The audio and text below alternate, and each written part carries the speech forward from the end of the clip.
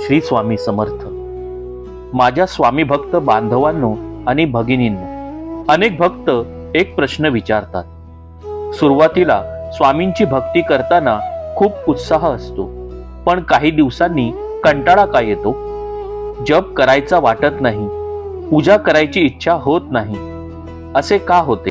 सर्वप्रथम एक गोष्ट समजून घ्या, हे तुमच्या सोबत होत नाही. जवळजवळ प्रत्येक भक्ताच्या आयुष्यात हा टप्पा येतो. स्वामी समर्थ महाराजांचा भक्ती मार्ग हा सोपा असला तरी श्रद्धा आणि धैर्याची परीक्षा घेणारा आहे.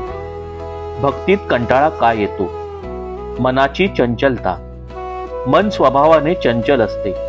नवीन गोष्ट असली की उत्साह असतो, पण नंतर मन दुसरीकडे वळते.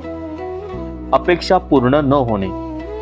कधी कधी आपण भक्ती करतो कारण आपली काही इच्छा असते, ती लगेच पूर्ण झाली नाही तर मन निराश होते.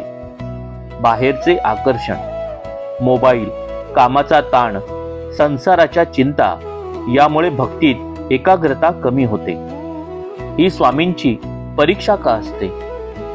देव आपल्याला सोडून देत नाही, पण कधी कधी आपली श्रद्धा किती मजबूत आहे हे पाहतो.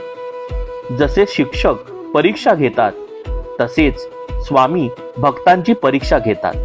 जर आपण त्यावेळीही भक्ती सोडली नाही तर स्वामींची कृपा अनेक पटींनी वाढते. भक्तीत मन कसे लावावे? छोटा नियम ठेवा. मोठे संकल्प करू नका. दररोज फक्त 5 मिनिटे जप करा. स्वामींच्या कथा ऐका. स्वामींचे चरित्र वाचा किंवा ऐका, त्यामुळे प्रेरणा मिळते.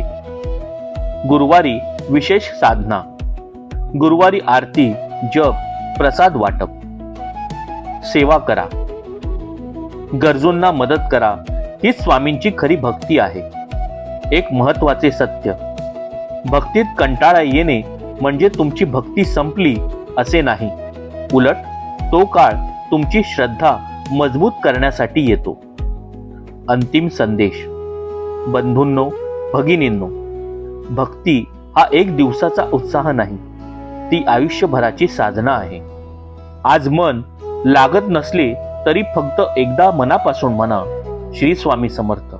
विश्वास ठेवा, तुम्ही जप करत असाल किंवा नसाल, स्वामी मात्र नेहमी तुमच्या पाठीशी उभे आहेत. श्री स्वामी समर्थ.